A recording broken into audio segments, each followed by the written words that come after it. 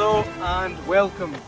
Today I am greeted by this lovely Peugeot 3008 in this lovely metallic red, whatever the colour is, it's red anyway. This is a 2010 model, and point of today's video is to find out if this is a good family car. So let's get started and let's have a look around.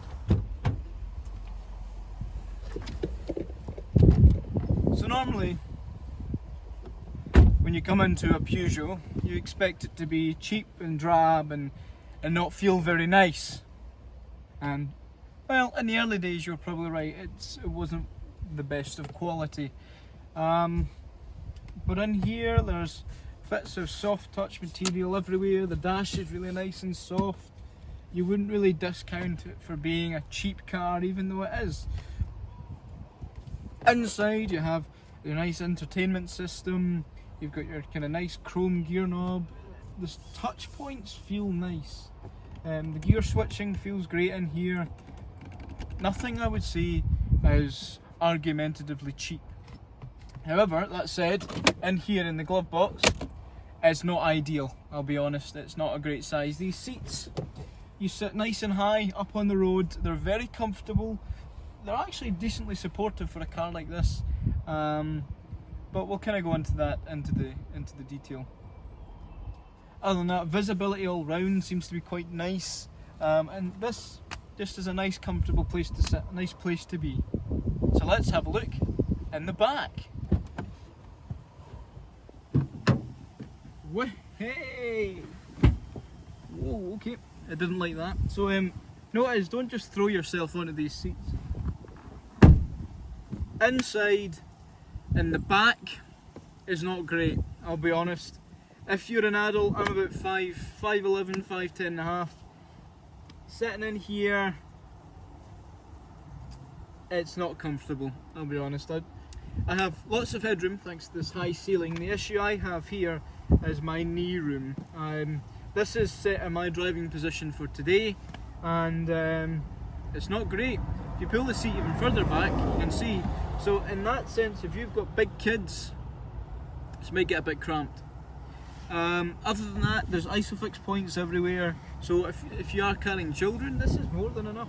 I think smaller children will feel plenty comfortable in this, taking them to that day-to-day, going to the school and whatnot. Other than that, in here you have keep fit windows. If I can get it, there we go. So you've got keep fit windows in the back. You could pay extra and get electric windows all around. In the back, it doesn't feel as nice as being in the front, I'll be honest. And the kind of quality is let down in the back a little bit. There's this cool camouflage print on these seats, so whatever you make of that is what you make of it. So yes, let's have a look around and see what else is around us. Boot space is incredible. Obviously you lift it up, lift the tailgate up, and you're presented with a big wide load. Obviously we've got stuff fitted in here, so boot space is a bit of an optional extra. But as you can see, if we're looking up the back there, you can obviously tether stuff to the back, which is really nice and handy, especially if you're going on your weekly shop. There's a tether there for that. There's actually a torch on here, which is really cool, and it sort of works. So if you're broken down, which you might be in a Peugeot, then you at least have that, just in case, and it also acts as the interior light. There's a 12-volt socket on your left here, and obviously quick fold 50, not 50-50 split, 37-70 split on those seats. Brilliant. As you can see as well, if you look up the back, you get a complete flat load bay. So in theory you could turn this into a sort of van as well if you really need to lug that kind of stuff around in it. These wheels are 17-inch and they look pretty good. They do the trick. Well, if you're going to be using your Peugeot, you might as well get a bit more comfortable and confident with the bonnet under here. You might need it sometimes. But what astounds me is this car's running on a 1.6 diesel. It's a really impressive engine, to be honest, and as long as it's well maintained, it's an utterly reliable engine. So as we can see, for the most part, this MPV style car is actually relatively practical. It's got a really nice big boot. The front and side is nice and comfortable. I'd maybe say the back lets it down a little bit, but other than that, it's great. For the majority of the comments that get made about this car, about practicality, about that sort of stuff, I've driven Peugeots for a long time, me and my family mainly, and we've had 407s, 508s, 308s, 307s, all that sort of stuff. And they've all been really reliable. We've looked after them, we've done what we needed to do, and these cars, they have a reliability thing, a stigma because they're French, but actually I think for what you pay for and the value of these Peugeots, you get a really well designed car for an MPV. If you look at the competitors at this time period as well, you'd go, ugh, that's not very interesting to look at. This has at least got some curves and stuff. But I guess, what if you are somebody that's looking for a family car but wants an interesting drive? Maybe they want something a little bit more special. Let's get into that, eh?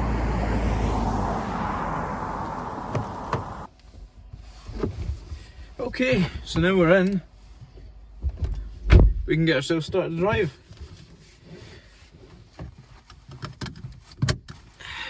Right, so before we get started, I want to get through some tech specs. As you can see, I've decided to make a whole list of this stuff for this review. If you call me unprepared, then great. Why don't you have a learn your script? It's a great idea, but time constraints. So, the Peugeot 3008. The one I'm in today is the 1.6 litre HDI Sport. Why they call it Sport is beyond me, but you know, that's the market these days, is to make all these cars, everything, make them sporty all of a sudden. So, here you go. So it's the 2010 model. We have a power output of 110 bhp, a top speed of 112, and up to 60 time of 11.8 seconds. But to be quite frank, somebody that's buying this car doesn't give a toss about top speed, how quickly it gets to 0 to 60. What they're really looking for is, my family going to be safe in this? Is it comfortable to drive? Is there plenty of room? Is it practical? So the stats that I think most people would actually worry about. Peugeot claim you'll get about 726 miles out of a tank with a 60 litre fuel tank. So you're probably, best case scenario, averaging 55 mpg. So your annual road tax is £150, which is actually not bad for a diesel, all things considered. And you're an insurance group 15. Lower numbers mean cheaper insurance. This car's quite good in insurance, actually, to be fair, so makes sense. This specific car is fitted to Peugeot's EGC semi-automatic gearbox, and it's got the auto handbrake, and it's in the shape of an MPV. Some people say SUV. The newer ones were replaced by a more SUV-ish shape, but this is the more standard MPV. So let's get started into the review. Just had to check we were actually recording this, because If some of you noticed, that although I've tried my best to make myself look the same, it is actually a new day from when that stuff was recorded yesterday. We had an issue with filming, so here we are doing it all over again. So, we're looking at a car that's designed for the family, something that people want to take with them, and maybe long journeys, things like that. And there's a lot of positives and negatives with this car. It's quite a lot more positives than negatives, luckily, thankfully. So we can kind of go through what makes this an interesting drive, that sort of thing. First and foremost, what's it like sitting in the driving seat? Comfortable, actually. You sit quite high up, you feel like you're in a van. The visibility all round is really good, so if you're worried about that, especially with this car being bigger, it doesn't really drive like it's any bigger than a standard hatchback. Even the hatchback is based off of the 308 chassis. There's plenty of room in here, you don't feel like it's very cumbersome to drive. You probably noticed I'm shaking about quite a bit, and that's actually down to that semi-automatic gearbox that we talked about earlier. It's not great, I'll be honest. This is one of the car's most kind of negative points. If you're looking at this, there is a proper automatic version of this car, as well as a manual option. If you've got one of these gear change boxes, I would just leave it. The semi-automatic boxes. For some reason, Peugeot thought it was a great idea to actually ship the car with this. People are mad sometimes and they make silly mistakes and stupid decisions, but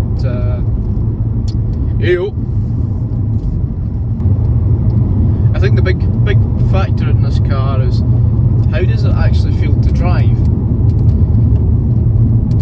Because although you're not really going to be looking at driving and how accurate the steering is and all that in this kind of car, I think it's an important factor, because you want to at least enjoy doing a bit of driving. You don't want to feel like driving a car that's an absolute pain every time you get into it. If you're going to live with it, especially having a family, you want to make sure that if maybe you, your wife, your husband can easily get into this car, no problem. Driving, it's absolutely fine. The steering's quite light, so going into the corners isn't really a difficulty. Doing turns at the roundabouts, going to the shops, needing to do those tight 3-point turns or whatever, it's fine, and it's really easy to place. There isn't a boot on the back where you can actually see right at the back, so you're very unlikely to hit anything, and there's parking sensors as well on this, so if you do hit anything, I'll give you a fiver. The engine then is actually quite good. I've got, say what you will about Peugeots and the reliability and all that, but I think Peugeot make a really good engine, petrol and or diesel. I think their diesels are impeccable, and for those people that kind of type Peugeot as being useless, I mean they do sell their engines to a lot of people. It's not just that kind of market, you know, where they're just selling these cars and hoping for the best. I mean, for ages that Mini Cabresse had that Peugeot 1.6 in it, the petrol turbo, and people were like, oh, that's a really good engine. It's just brand identity, I'm afraid. Everyone seems to think that these cars are unreliable, just given the French cars of the past. And I think Peugeot gets a really bad rep for that, especially Citroën as well, the PSA group. I think these cars are utterly reliable. They've got some good points, they've got some really bad points, but for the most part, I mean, interior quality ever since is, I think, increasing. It's keeping up with the times. This 308 doesn't necessarily feel cheap to be in, which is great because it's a cheap car. I mean, you can pick these up used, starting about 1200. You can work your way up to get a newer one if you want, or this one is a Mark 1, so it's obviously got the cheesy grille, but you could get the Mark 1.5. It's got that new Peugeot look, the polished and refined look. It's fine, utterly fine. It's nice interior. The engine's not bad. I would say it's a little bit noisy, but then again it is a diesel, so you'd expect that much from it. It's a little bit noisy, but it's actually, it idles so quietly. It's really nice actually. On a motorway it can be a tad loud, but if you've got the radio on, all that sort of thing, you're doing 70, it's not a huge deal. On the public transport network, people should walk or cycle instead. Okay, how's the driving position? Very comfortable. Like I say, you could be very lazy, you could be a white van man for all I care in this thing. Please don't. It's nice, you sit high up obviously, as we said earlier. The pedals are in a really weird position, so you actually feel like you're sitting on top of the pedals rather than reaching out for them. So it's quite comfortable in that sense. I mean, you literally are just put your foot in the brake, accelerating, and that's it. You know, it's not much to it.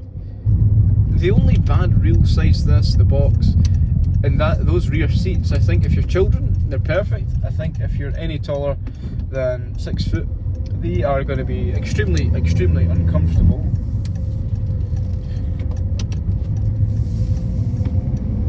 Other than that, I mean, sure, the seats have this weird camo effect on them. I don't know if that's part of the sport thing, but hey-oh, you've got nice bits of chrome. I know people say chrome looks outdated, but I love chrome in cars. The Speedos the Speedos really look nice to look at, actually, if anything. I know people seem to forget to kind of mention the little things, I think, and it's just those little extra pieces that make this car more enjoyable to be in. I know I stated that Peugeot are claiming you'll get about 55 mpg out of this car. Realistically, after about 6,000 miles, we've achieved 47 miles to the gallon. All in all, town driving, motorway driving, mainly motorway driving on this car. So it's slightly off, but you know, I think that's pretty reasonable, especially for a 10-year-old car. You're probably thinking about the family now, and you're going, okay, it's a great car by the looks of things. How safe is it? 5-star NCAP safety rating. It's good stuff. I think you just kind of expect that in cars now, that they're really taking the next steps to make sure their cars are properly safe. And if you've got your family in this, I completely understand. So you want to go on long journeys. You want to go to the south of France. You want to go to Germany. You want to do all these things that you could have done before COVID, but you're still thinking about it anyway. In the future, hopefully. You want to go to all these destinations, you want to do long journeys. So we've obviously talked about the economy aspect of this car. I love those Range Rovers. We've obviously talked about the economy aspect of this car, but what does it actually... Better get my lane. How comfortable is it? Because you could easily get into a faux pas feeling of comfort in this car. It rides the bumps really well. The suspension is actually quite comfortable. You know, your body, you get a lot of body roll as you're coming into corners and things, but you're not a sports driver. I mean, people that talk about performance in these cars really pee me off a wee bit, because this car's not about performance. Of course, you want to make sure your car's driving at a reasonable speed. You know, you're not having to lag behind. It's a heavier car, so you don't want an engine that's not powerful, but this car's about comfort, making sure that all your occupants are comfortable. You know, it's like, I don't know in what world, but it's like buying a Casio and expecting it to be a Rolex. It's just ridiculous. Or you're buying a Ferrari and expecting it to be efficient, expecting it to be full of space to put all my luggage in for when I go to holiday. What the hell were you expecting? Fools, absolute fools. This car's comfortable, easy to drive. For the most part, unrefined, but also there's a hint of refinement in that. I had a really nice piece yesterday when we went to Halford. We're not doing that today, we're just on a jaunt, if you will. I mean, this car doesn't make you feel special, but it's a great tool.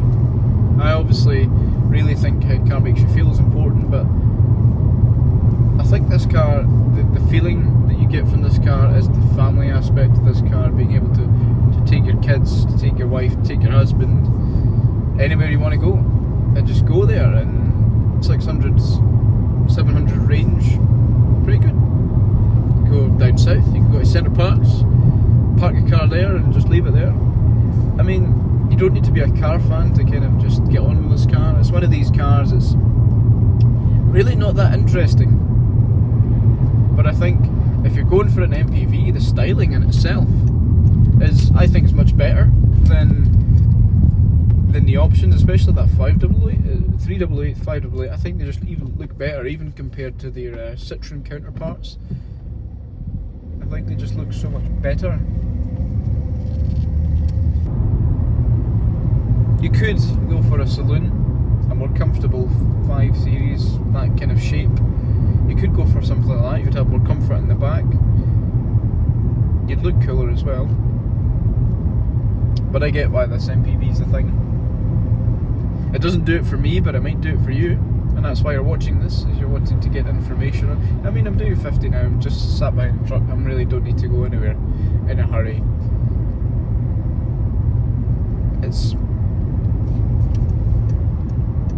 It doesn't do it for me, but if you've got a growing family, great. You can fit a baby in the back. There's ISOFIX points there. Comfortable. I actually know the person that this would suit perfectly. So I guess we're going to end it there. I want to just thank everyone for watching. If you've stuck to the end and you're still here, thanks. I know a lot of people say they complain about the time of these videos, but I think it's more about having a chat, driving it, and we're learning as we're driving it as well, kind of thinking new thoughts. It gets cut down, obviously, could be a bit more defined in that sense, but anyway, consider it. Hope you have a lovely time. If you've liked the video, hopefully consider subscribing, because there is more to come on this channel. It's only just the beginning. This is going to be the 3rd review in the channel. And yes, thank you very much for watching.